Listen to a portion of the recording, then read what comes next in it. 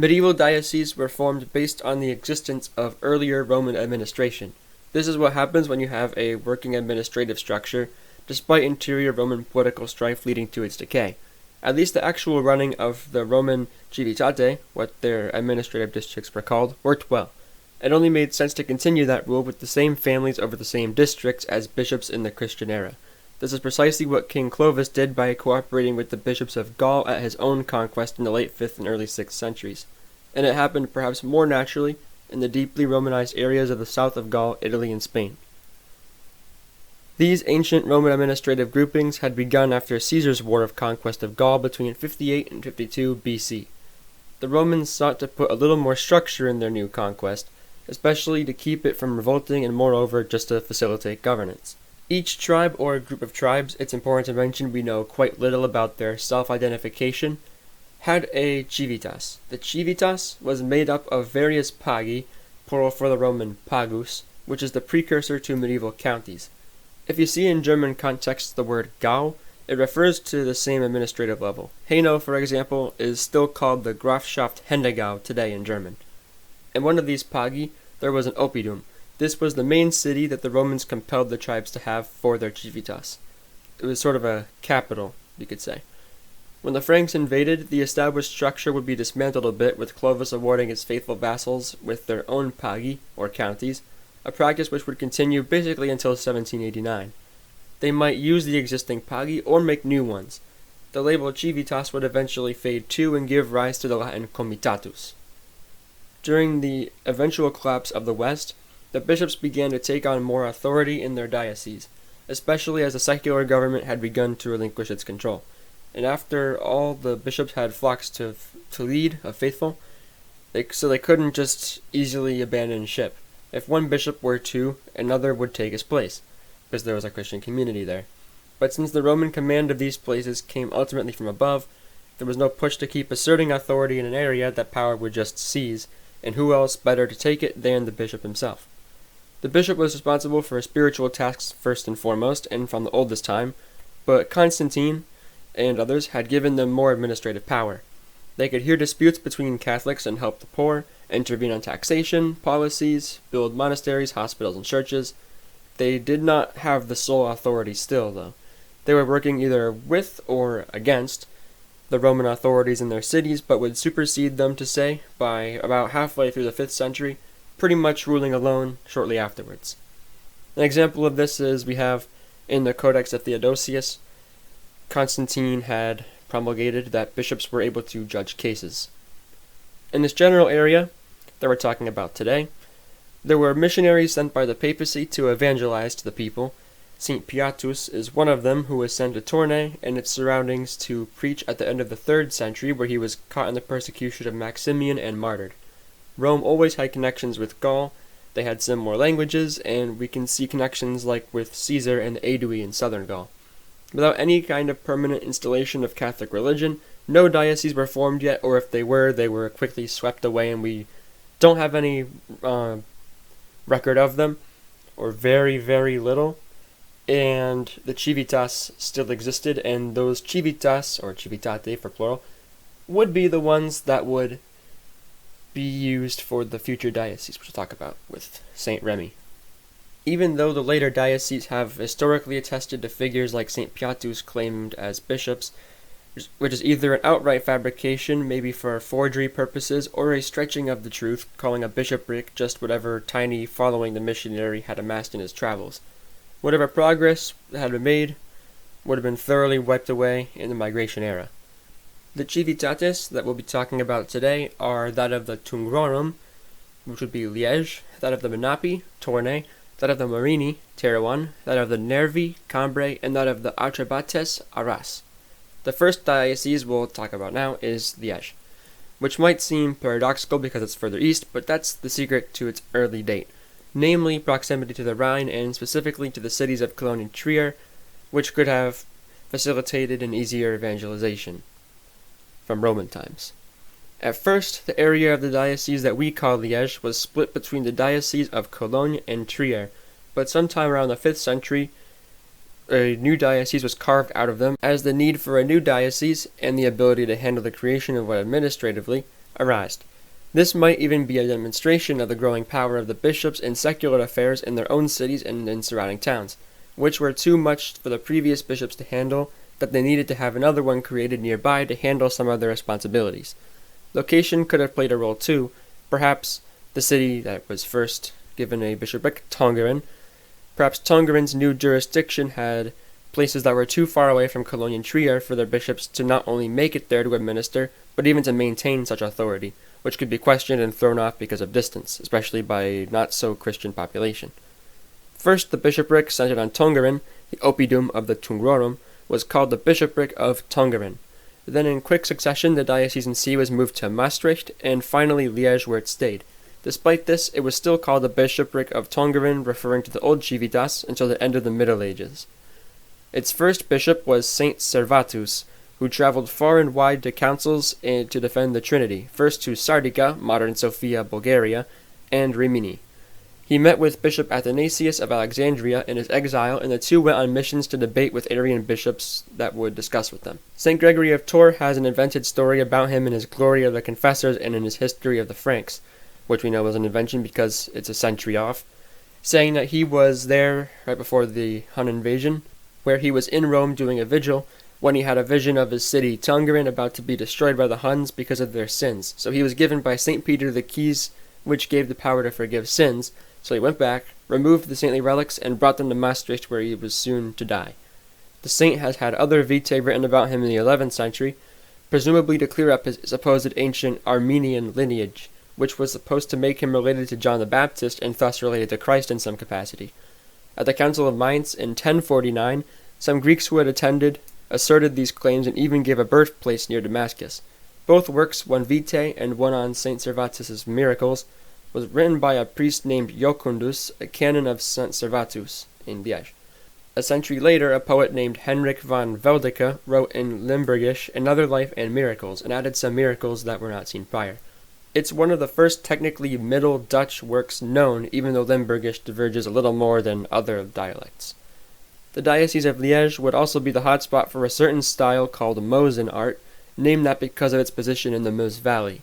The Diocese of Liege was the Carolingian heartland, so this is really what we could call the most Carolingian art, with perhaps the least mixture from anywhere else, even though there were certainly influences. I'm not an art historian, so I can't say much about this. The Salian Franks came in under King Clodio in the 5th century, Clodio conquering Tournai and Cambrai. Cambrai would even be the location of a monumental and quite accidental archaeological discovery in the 1600s, the grave of Childeric, with its burial treasures, and of course they were melted down after a robbery, and the robbers dropped them in the Seine, and we lost all of it. Luckily we have some depictions and drawings, engravings from the time, so we know that, for example, they were the golden bees that were the source of Napoleon's fixation on bees, because he wanted a symbol that predated the fleur-de-lis to legitimize his reign. Anyway, Clovis had the leader of Cambrai, Ragnacar, who was probably his cousin, killed and persuaded the people there to be loyal to him instead. This was one of Clovis's, we could call it, dark sides, even if he was doing it for, a reason that we could all be thankful for anyways. The fact that there would only be one Frankish kingdom going forward and not all this other squabbling, even though there would be squabbling in the future. He basically was, a Frank in full Frankish fashion. He would go and kill his cousins and relatives to eliminate any other rival claimant to his power. As I said before in this video, the value of Clovis's conversion straight to the Catholic faith was instrumental in adopting the same administration that already existed at the time, based on the bishops in their cities ruling over the old civitates. Bishop Saint Remy, or Remigius, of France, used the occasion to establish bishoprics north of where they were, as of then, in the heartland of the Franks, where they had been settled by earlier Roman emperors, in the Toxandria. He created the dioceses of Tournai, Therouanne, and Cambrai. Arras had already been created shortly before, it seems, if Saint Remy didn't do it himself. These were created on the already existent civitas, or perhaps, and this is a big maybe, old bishoprics. There might have been older dioceses that were there, based on the civitates, and later historians were all too eager to make old episcopal claims to antiquity, as basically everyone did in the Middle Ages, but the fact that many of these kinds of claims were dubious makes us to have to take this with a big grain of salt.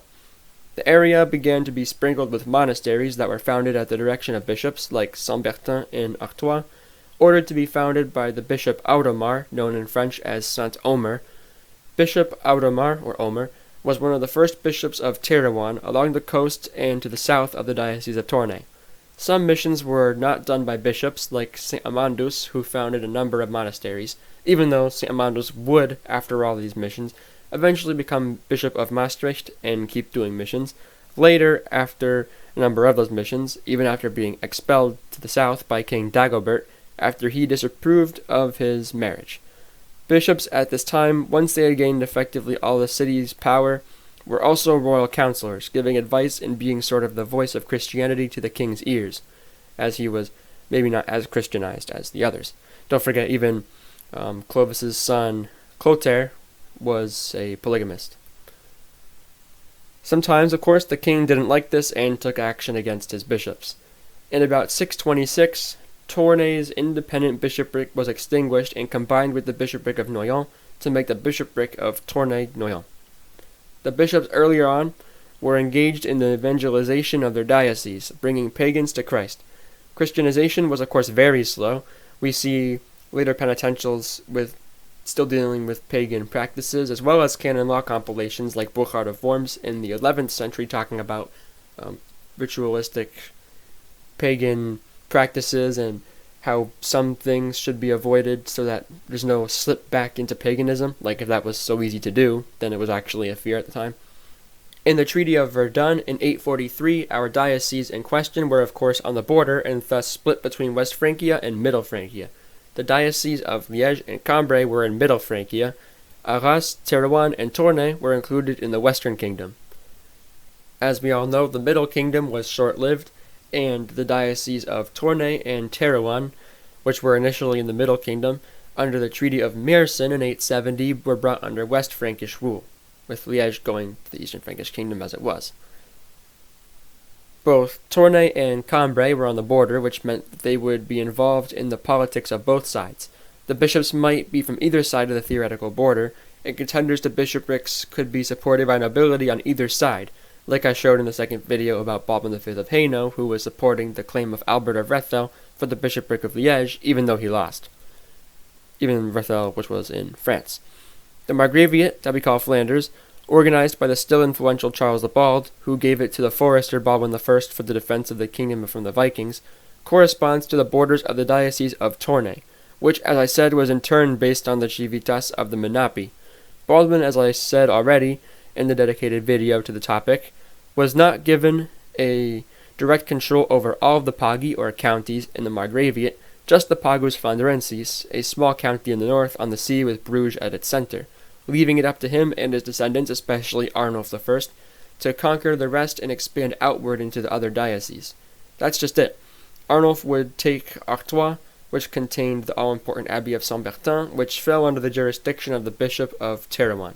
So, even though the Margraviate in the original allotment of the Margraviate, Baldwin's lands, was supposed to correspond to one bishopric, one civitas, it eventually would expand into other areas, and the count would have to deal with two bishops depending on the situation. The Diocese of Liege had no lands to speak of apart from whatever the bishop had either as a personal possession or whatever the bishopric had already been given in lands from local nobility. In 980, Emperor Otto II granted Notker of Liege the county of Huy. The bishop had been from Saint-Gall in Swabia, and thereafter an imperial chaplain in Italy, after which he was given the bishopric of Liege by Otto I in 967. This is when the emperor had great authority to do basically whatever he wanted in terms of bishoprics. Thus, he was loyal to the Ottonian dynasty in Germany. Talk more about that in a minute, though. Bishop Notker went with Otto III to Rome when he was crowned there and stayed there, and he was one of the ones who brought the emperor's body back north of the Alps, where they had to basically tie him to his horse to pretend he was still alive so that the extremely restless and rebellious Italian subjects wouldn't take advantage of the death of their emperor. He was a friend of Gerbert d'Aurillac, the future Pope Sylvester II, during Otto III's reign. Gerbert had sent various letters to his friend Nocher. Some were political, concerning the bishopric of Verdun and Adalbert of France's family there. Some were about convincing Nocher to support Otto III over Henry the Wrangler of Bavaria from the other Saxon line. Technically, Henry was supposed to be the guardian of the 3-year-old Otto, even though there were other possible claimants, like King Clotaire of West Francia, who had an equal claim since his mother was Otto I's sister, while Henry's father was Otto I's brother.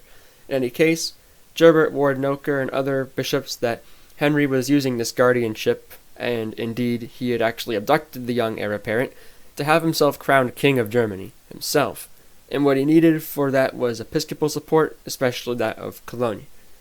So he had to persuade his friend Nocher to not support Henry and instead to support Otto. Some of the letters Gerbert and Nocher sent to each other even discussed mathematics. One of the most notable that we have is Gerbert's last letter before becoming Pope Sylvester II. He was talking to Nocher about how to find the area of a triangle. There seems to have been some way of doing it where you would take a triangle of any proportions and you would draw squares on it, count the amount of squares that were inside the triangle fully, then you would get the ones on the edges, and if you could find two that added up to one unit, and did that a bunch of times, you could add up the whole and the partials and make a whole triangle. But Gerbert was talking about to Nocher how we do it with the 1/2 base times height. So they overcomplicated these things, it seems, a little bit, but they were still really good mathematicians. Bishop Nocher also built a new cathedral of St. Lambert, the patron saint of Liege. He built 7 churches, 2 abbeys, and a city wall, when one can only imagine where these funds came from. The bishopric of Liege would be the biggest and most enduring of the bishoprics we're discussing here. Nocher had already been given the county of Huy when there was no heir. Nocher, who was bishop for an enormous length of 36 years, from 972 to 1008, was further given the county of Liege by Emperor Saint Henry II, son of that Henry the Wrangler we just discussed. This giving of communal jurisdiction over available counties, whether by absence of account or by force, was what is called by historians as the Ottonian church system. First and foremost, the bishops were educated, so more useful than a count who was accustomed only to fighting his whole life and not literate. The emperors wanted literate and knowledgeable rulers to help. More importantly, the emperors could still choose the bishops. This would raise objections in the future, which would be the catalyst for the Gregorian reforms and the investiture controversy. But it was extraordinarily helpful for the emperors, since the one they put on the episcopal seat would be grateful for this, and understanding it was the emperor that put them there in the first place, it would be a lot harder for a bishop to get into a conflict with the emperor, having to stay in his own city and administer there, versus a count or duke who could run off to various holdings and fight from those.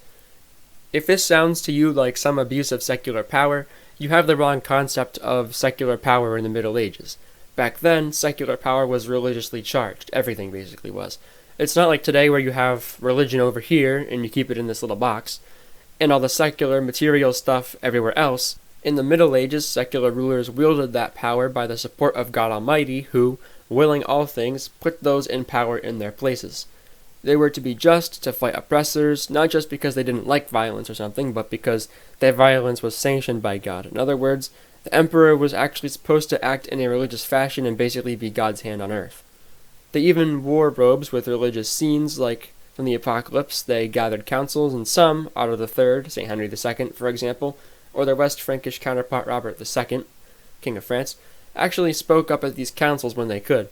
The kings and emperors would also take control of the peace and truce of God, along with the counts who did more so in the West. Periodic peaces were declared by emperors in the East.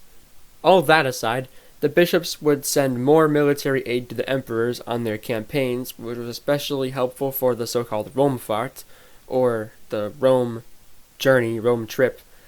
Sometimes the bishops would accompany their armed men, which they always had as protection, and because they came from the communal families themselves. The bishops also more often had the so-called ministeriales, who were armed men on horseback who were not actually knights, as that class began to solidify.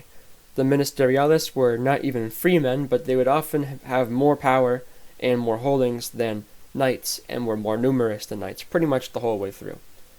St. Henry II gave communal rights to the Bishop of Liege over the county, or pagus, if you want to say, of Liege in 1008.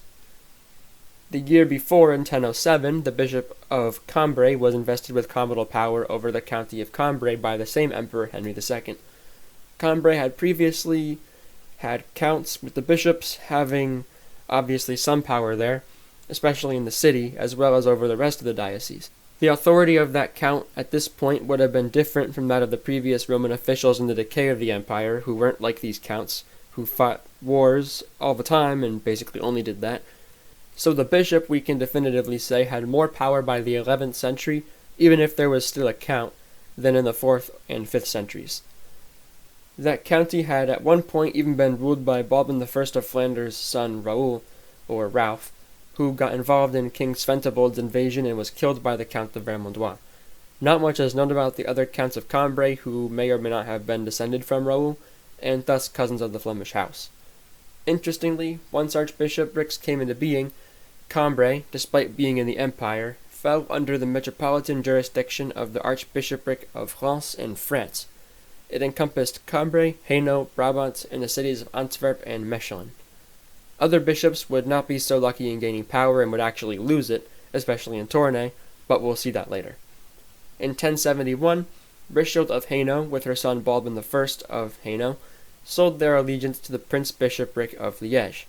Mutual protection, usually at the bishop's expense, would be given, and liege homage would be exchanged, which this seems to be a thing growing in popularity now because there's so many homages that one needs to have priority over the others.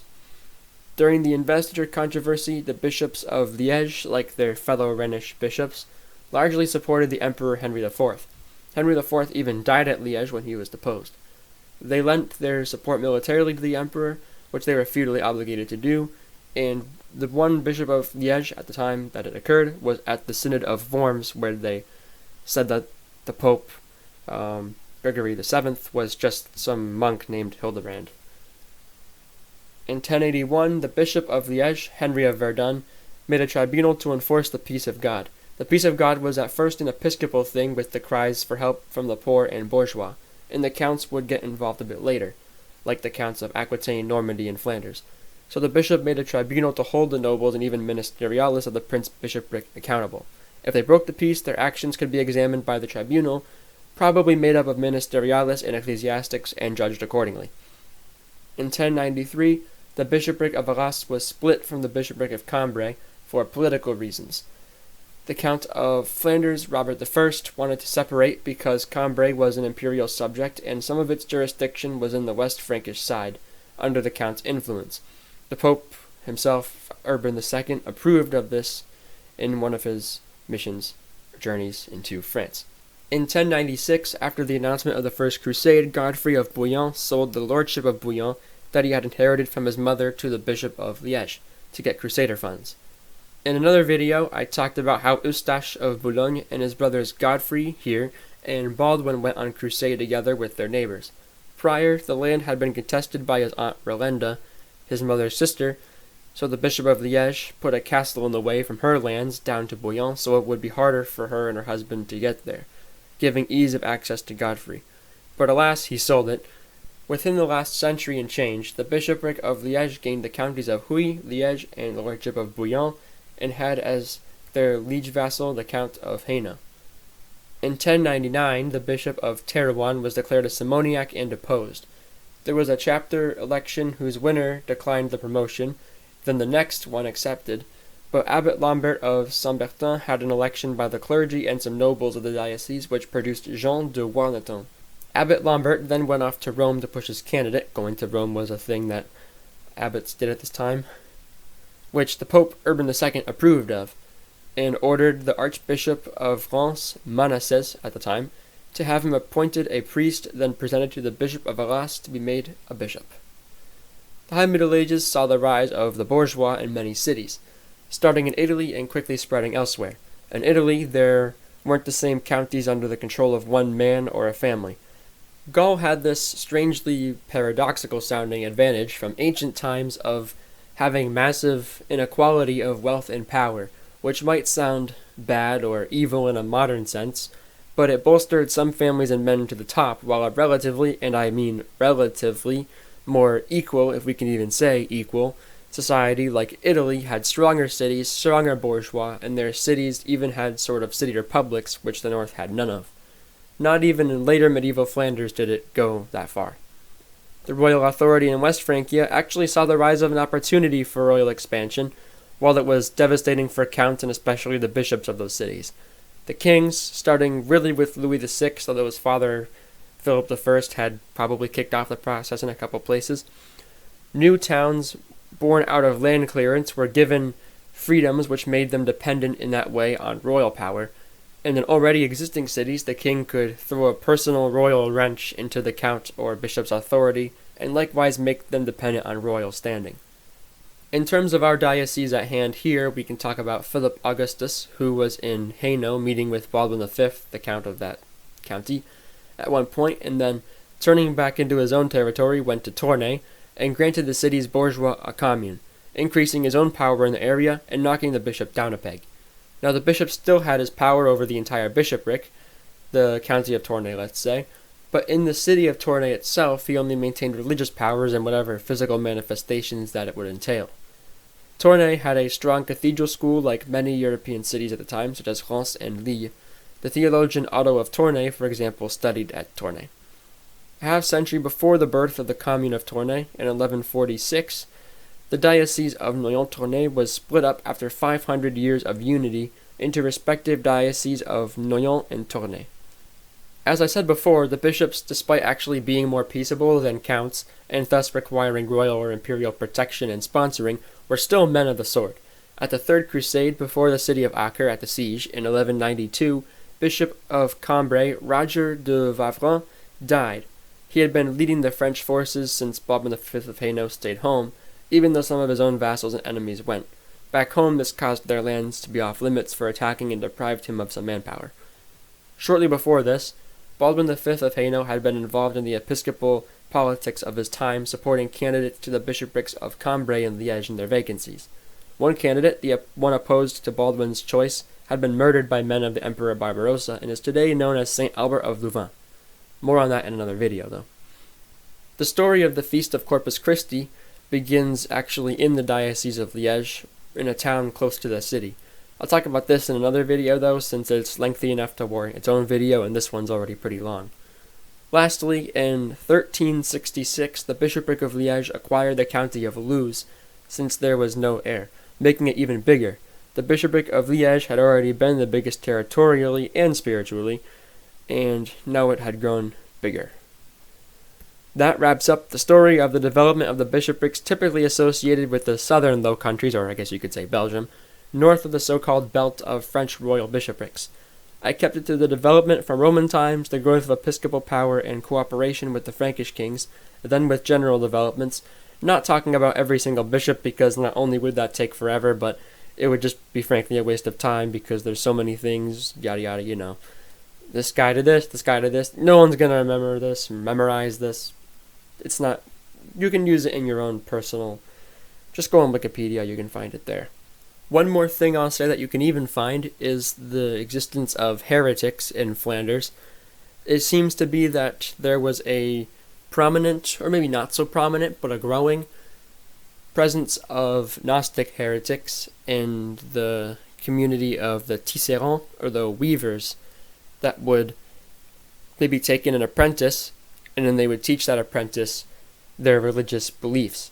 And we have, I believe it's Bishop Oiseau of Liege, who had to deal with some of them and make them give a profession of faith in the cathedral. And I think there was even a discussion between him and a neighboring bishop about whether the death penalty should be allowed. And I think Oiseau was actually against it. I think he actually, usually we imagine medieval people as always wanting the death penalty, but there were actually some that thought that maybe it would make it to where they couldn't repent in time and then they would go to hell, so that they shouldn't be killed. So you can find that kind of thing if you read books about medieval heresy and the fighting of medieval heresy. I'll leave it at that, though. That's the end of this video. Thank you for listening if you are still here. This is a long one. And goodbye.